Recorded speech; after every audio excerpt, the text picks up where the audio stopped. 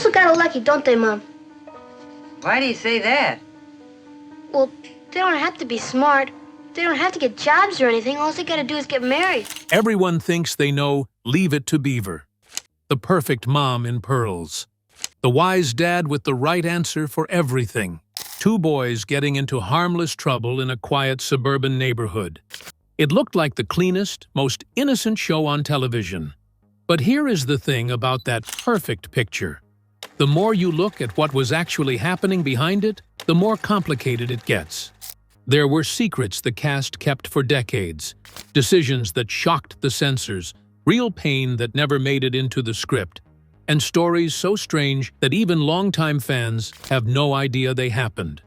Here are 20 of them, starting with one that changed television forever. Fact 20. The toilet that broke television's biggest rule. In 1957, a children's television show almost did not make it to air because of a toilet. The second episode of the series featured Beaver and Wally ordering a baby alligator through the mail. When the pet got too big to handle, the boys tried to hide it in the bathroom. Simple enough, right? Not according to the censors. Showing a toilet on screen in the 1950s was considered deeply indecent. Network censors refused to allow it. Producers had to fight just to keep the scene in the episode. The compromise they eventually reached was to show only the top of the toilet tank, never the bowl. Not a single frame of the actual bowl made it past the censors. That bathroom battle actually delayed the episode from airing as the series premiere.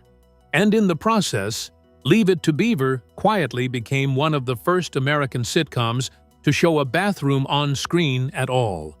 A kid's prank about a pet alligator accidentally rewrote television history. Fact 19. The name Beaver came from a real person. Fans have been asking the same question since 1957. Why on earth would anyone name their kid Beaver? The answer goes back to World War II. Joe Connolly, one of the show's creators, served in the Merchant Marine during the war. On his ship, there was a crew member everyone called Beaver. Nobody really knew where the nickname came from, but it stuck. Connolly never forgot it. Years later, when he was writing stories based on his own life and suburban family experiences, that old nickname from the ship came back to him. When Leave It to Beaver was in development, Connolly pulled the name out of his notes and put it on the youngest Cleaver boy. It sounded catchy. It sounded like the kind of nickname a real kid would actually have. It fit the character perfectly. An innocent, curious, constantly curious boy who always found trouble without ever looking for it. So the most famous nickname in television history came from an anonymous sailor on a wartime ship. Theodore Cleaver got the name. The rest is history. Fact 18. CBS canceled it. Then someone else made it a classic. Here is something most fans do not know. Leave It to Beaver was canceled after its very first season. When the show premiered on CBS in 1957, the ratings were not strong enough to make the network confident about its future. CBS looked at the numbers, looked at the gentle, low-drama format, and decided there was not enough there to keep investing in. After one season, they let it go. For most television shows, that is where the story ends. But ABC saw something CBS had missed. The network picked up the series in 1958 and gave it a second chance on a different network, which was genuinely rare at the time. Moving a show between networks just was not something that happened often, especially for a show that had not yet proven itself as a hit. What happened next tells you everything. Over the next 5 seasons on ABC, Leave It to Beaver grew into one of the most recognized family shows in American television. The Cleavers became a household name. The show built the kind of loyal audience that kept watching week after week. By the time it ended in 1963, it had run for 6 seasons total and had become the benchmark for what a family sitcom could be. CBS passed. ABC built a classic. Fact 17. Ward Cleaver was played by an actual ordained minister. Hugh Beaumont played Ward Cleaver with a calm, steady authority that felt completely genuine. It turns out there was a very good reason for that. Before he was an actor, Beaumont was a licensed Methodist minister. He had studied theology with the genuine intention of spending his life in service to the church. Acting was something he stumbled into as a way to support himself financially while he was working through seminary. But the camera found him before the pulpit did, and eventually he was doing both. Even after Leave It to Beaver made him one of the most recognized faces on American television, Beaumont kept his faith as the center of his private life. He would preach at small churches away from the spotlight, quietly, without drawing attention to it. He preferred that people who knew him outside of the show thought of him as a man of faith first and Ward Cleaver second. The patience and moral clarity he brought to the role were not things he had to reach for. They were already there. Ward Cleaver was written as the family's calm center, the one who always had a thoughtful response to whatever trouble the boys had wandered into. Beaumont did not have to perform that quality. He already lived it. That is why it felt real. Because it was. Fact 16. The pearls and heels were not a costume choice. June Cleaver's look became one of the most iconic images in television history. Perfectly dressed. Pearls around her neck, heels on her feet, even while cooking dinner. For decades, people have used that image to talk about 1950s ideals of femininity. But here is what most people do not know. Barbara Billingsley came up with that look herself, and the reasons had nothing to do with fashion. Billingsley had a small hollow at the base of her throat. Under the bright studio lights used during filming, that hollow created a shadow that showed up clearly on camera. The solution she came up with was simple. A strand of white pearls covered the area completely. Problem solved. As for the heels, those came later, when Wally and Beaver started growing. Both Jerry Mathers and Tony Dow were hitting growth spurts, and Billingsley found herself looking up at her on-screen sons. To maintain the presence she felt the character needed, she asked for heels. Nobody told her to wear them. She requested them herself.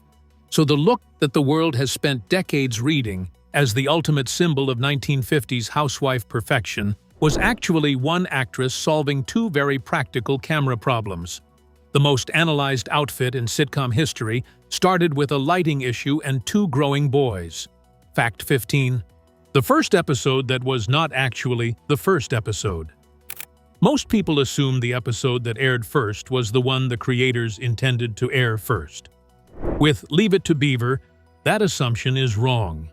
The episode that was originally meant to launch the series was called Captain Jack.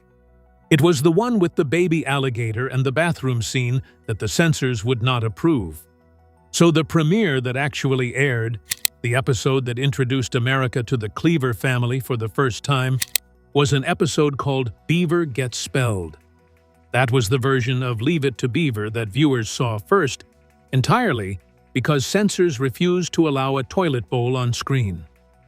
Captain Jack eventually aired the following week, but the show had already begun with a different story entirely, which means the order of events that most fans think they know about the early episodes is slightly off. The very first thing audiences saw of this show was shaped not by what the creators planned, but by what the censors would allow. Fact 14. The $40,000 episode that raised eyebrows. In the early 1960s, television budgets were tight, especially for half-hour family sitcoms that were built around simple suburban stories. The costs were modest, and networks expected them to stay that way. Then came an episode from Season 4 called In the Soup, which reportedly cost around $40,000 to produce. To put that in perspective, $40,000 at the time was roughly 3 times the price of an average American home. For a sitcom episode, that number was almost unheard of. What made the spending even more surprising was where the money went. It did not go into special effects or elaborate action sequences. It went into craftsmanship, camera work, set design. The kind of production care that most viewers would never consciously notice, but that gives everything on screen a certain quality and texture. Some people inside the industry thought the spending was reckless. Others thought it was exactly the right call. When the episode aired, audiences responded to it. The gamble paid off. And the episode became an example of something the show understood better than most of its competitors. Quality in the details matters, even when the audience cannot explain exactly why everything feels so good to watch. Fact 13. Larry Mondello disappeared without a single explanation. If you watched Leave It to Beaver regularly, you knew Larry Mondello. He was Beaver's closest friend for much of the show's early run. A chubby, lovable kid who had a gift for getting both of them into situations they could not easily get out of. He was funny. He was a consistent presence. And then one day in 1960, he was simply gone. No goodbye episode, no explanation given to the audience. He was there, and then he was not, and the show moved forward as if it had always been that way. The real story behind his disappearance is actually several stories at once. Rusty Stevens, who played Larry, had become popular enough with audiences that his filming schedule was expanding. More days on set meant less time being a normal kid. Stevens later said he genuinely wanted to step away from Hollywood and go back to living an ordinary childhood. A separate account from Barbara Billingsley suggested that producers had difficulty working with Stevens' mother, who was very involved in managing his involvement with the show. There were also reports that his family relocated from California, which would have made continued filming essentially impossible. Whatever combination of reasons applied, the result was the same. One of Beaver's best friends walked off screen one day and never came back. Real life, not a script, ended the character. Fact 12. The child actress who was taped and bound to hide her body. This one is harder to hear than the rest, but it is part of the real history of this show, and it deserves to be told honestly. Jerry Weil played Judy Hensler, the tattletale classmate who was always looking for a reason to get Beaver into trouble. Audiences found her irritating in the way the character was designed to be. Behind that character was a 12-year-old girl dealing with something no child should have had to deal with on a professional set. As Vile was growing up, her body was changing in the natural way that happens with puberty. Studio bosses decided that her developing figure did not fit the image they wanted for the character. Their solution was to have the costume crew bind her chest with tape and bandages before scenes, physically flattening her appearance to make her look younger on screen. Weil later described the experience as humiliating. She said it took away the joy she had found in acting. The pressure to literally hide her own body in order to fit a television image left a mark that did not fade after filming Wrapped. When the show ended, she left Hollywood entirely and built a career in real estate. She has said in interviews that if things had gone differently on that set, she might have stayed in acting. Fact 11. The show was a ratings failure that still became legendary. When Leave It to Beaver first aired, it did not crack the Nielsen Top 30. By any standard measurement of television success, that is not a good sign. Networks live and die by ratings numbers, and those numbers were telling the industry that this show was not connecting with enough people to matter. But something interesting happened over time. The show kept airing, families kept watching, and slowly, through reruns and consistent scheduling, Leave It to Beaver built the kind of audience loyalty that the initial ratings had completely failed to predict. The charm was never going to come from flashy storytelling or dramatic plot twists. It came from recognition. Parents watching Beaver get into trouble saw their own kids. Kids watching Beaver navigate school and friendships saw themselves. The Cleaver house felt familiar in a way that the rating system could not measure. By the time reruns started running on local stations, new generations of viewers discovered the show and the cycle continued. The families who found it in reruns introduced it to their children. The children introduced it to theirs. Decades after it went off the air, Leave It to Beaver was still finding audiences who had never seen it before. The original ratings called it a modest show. Time turned it into a cultural institution. That is a different kind of success, and it lasted considerably longer. Fact 10. Eddie Haskell became a word people actually use in real life. Most television characters are remembered by the people who watched the show. A rare few escape the screen entirely and become part of the language. Eddie Haskell is one of those rare few. Ken Osmond played Eddie with a precision that is genuinely impressive in retrospect. The character was all smooth charm in front of adults, all scheming and manipulation the moment their backs were turned. He was polite to parents, sly with his peers, and completely aware of how to work every room he walked into. Audiences recognized the type instantly because everyone had met someone like that in real life. Over time, calling someone an Eddie Haskell became shorthand. It described a specific kind of person. The one who acts perfectly when someone with authority is watching and shows an entirely different side the moment the authority figure leaves the room. The term showed up in reference books. It showed up in newspaper columns. It showed up in everyday conversation among people who had never even seen the show. That is a remarkable thing for a television character to achieve. To become a descriptor for human behavior that works even for people who have no connection to the original source. Eddie Haskell started as a supporting character in a suburban sitcom and ended up as a permanent fixture in how English speakers describe a certain, very recognizable kind of personality. Fact 9. The actor who played Eddie Haskell became a real police officer. Ken Osmond played Eddie Haskell so convincingly that the role followed him everywhere after the show ended. Casting directors could not see past the character. Every time he walked into an audition room, they saw the slick-haired, scheming teenager from Leave It to Beaver. Osmond himself said that playing Eddie was essentially career-ending for him as an actor, because the character had been so effective that no one could imagine him as anything else. So he made a decision that very few people saw coming. In 1970, he walked away from acting, grew a mustache to change his appearance, and joined the Los Angeles Police Department. The man who had spent years playing television's most famous troublemaker became an officer sworn to protect the public from real ones. His time on the force was not quiet or uneventful. At one point during a chase, Osmond was shot 3 times. His bulletproof vest saved his life. He survived the shooting and continued his career in law enforcement. Fact 8. The show addressed alcoholism in the 1950s and did it with sensitivity.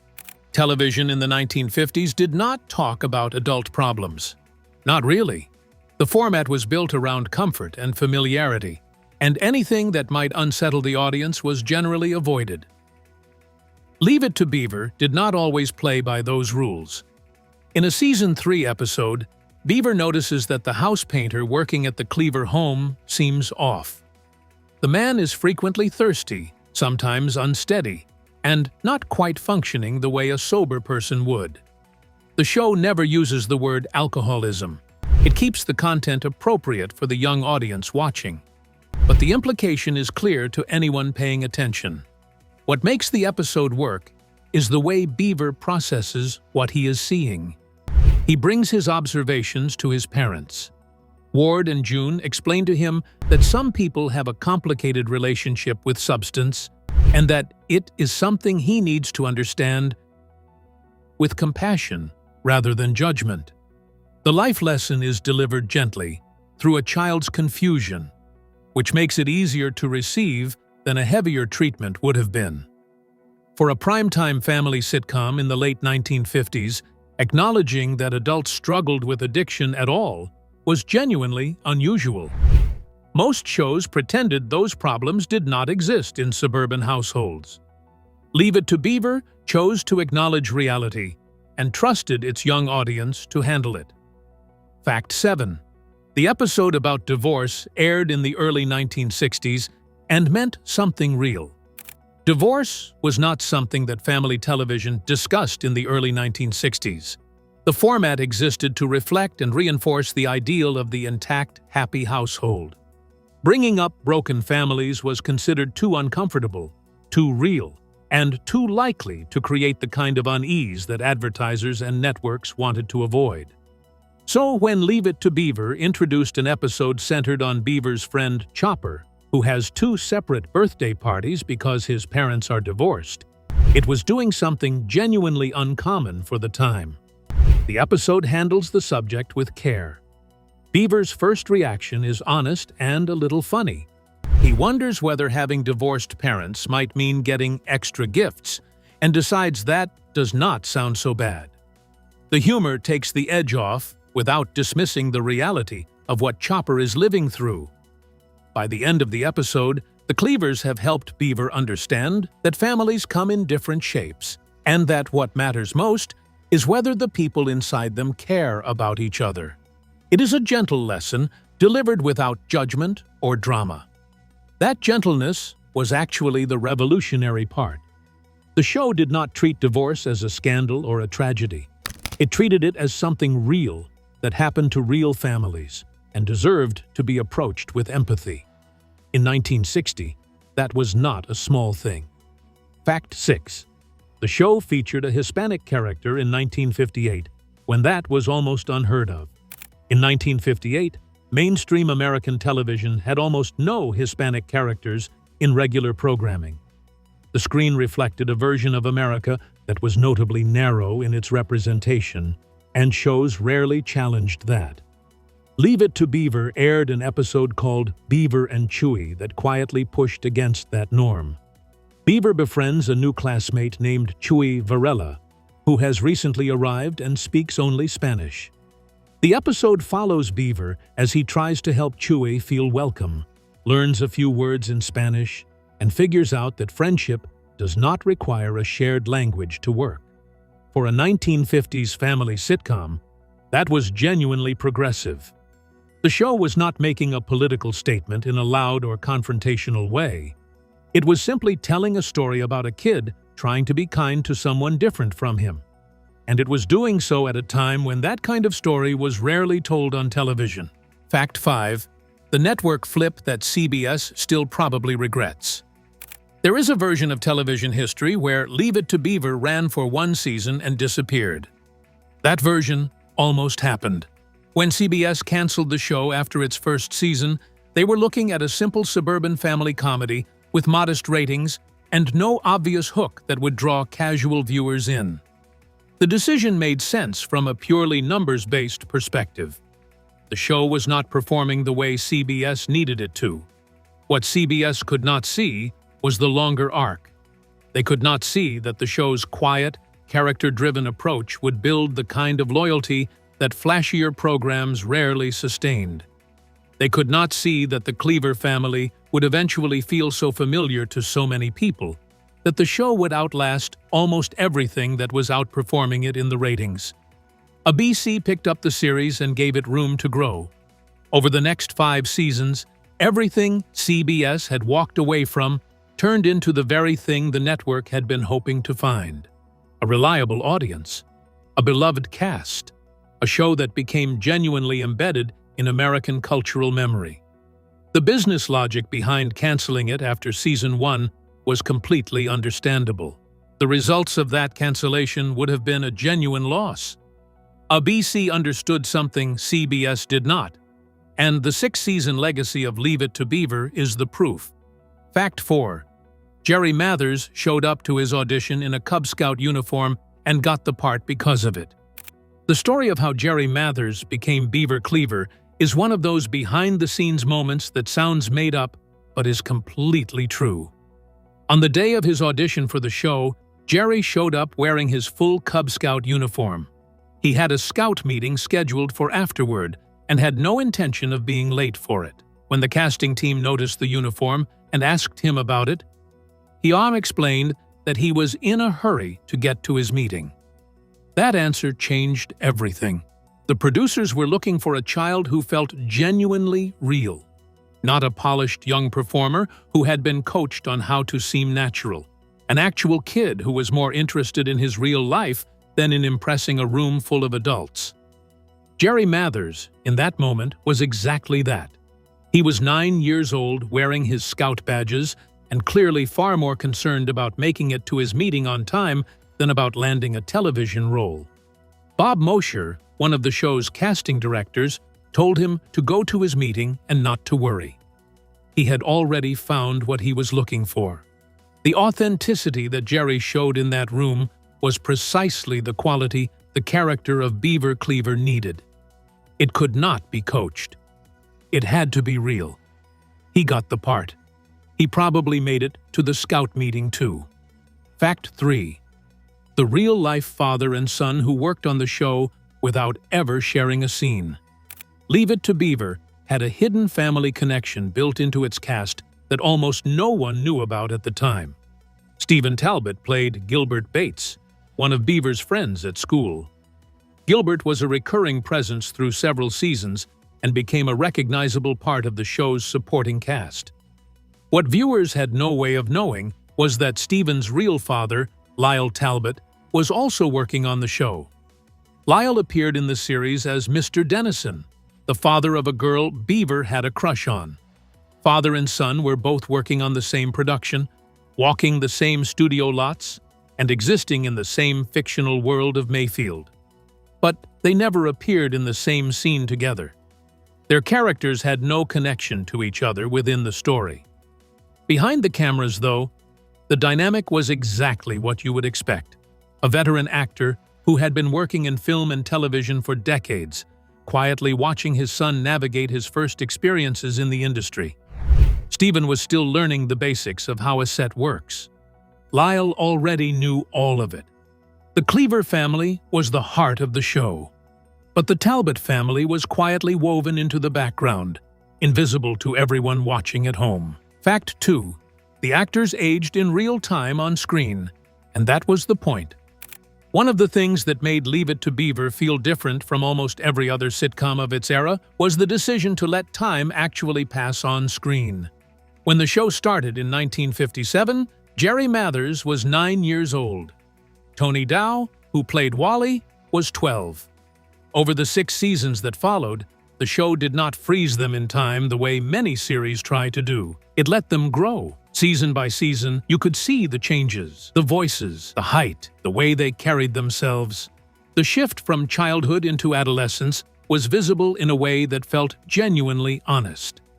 By the time the final episode aired in 1963, Beaver was a teenager. Wally was preparing for college. Their stories had moved forward in ways that reflected where real kids their ages would actually be. The audience had grown up alongside them.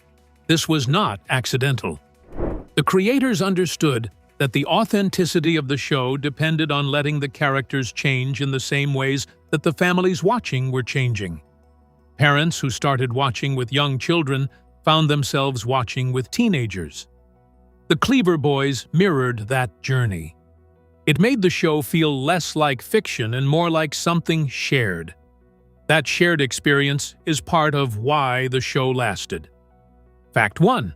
The show ended on its own terms, which rarely happens in television. Most television shows end because someone cancels them. A network looks at the numbers, decides the investment is no longer worth it, and the show disappears, usually without warning, and rarely with the kind of ending the story actually deserves. Leave It to Beaver ended differently. When the producers and cast sat down in 1963 and decided to end the show, it was a choice they made themselves. Jerry Mathers wanted to return to a regular school experience. The television landscape was shifting toward color broadcasting, which would have changed the production significantly. Rather than try to adapt the show under new constraints that might compromise what made it work, the decision was made to finish the story properly. The final episode, titled Family Scrapbook, gave the audience a real ending. Wally was heading toward college. Beaver was stepping into high school. The natural arc of where these characters would realistically be was honored. That kind of intentional, thoughtful conclusion was genuinely rare in 1960s television. Most shows just stopped. Leave It to Beaver said goodbye on purpose and did it in a way that matched the spirit of everything that had come before it. That decision is as good a symbol as any for what the show was always trying to be. Leave It to Beaver was built on the image of a perfect family while hiding real pain, real politics, and real human messiness behind every episode. Does that make it a comforting fantasy? Or is it proof that the most honest stories are sometimes the ones hiding just beneath the surface? What are your thoughts? If you enjoyed this video, be sure to like and subscribe to our channel. For more interesting stories like this, be sure to click on the next video that pops up on your screen. You never know what you'll discover next.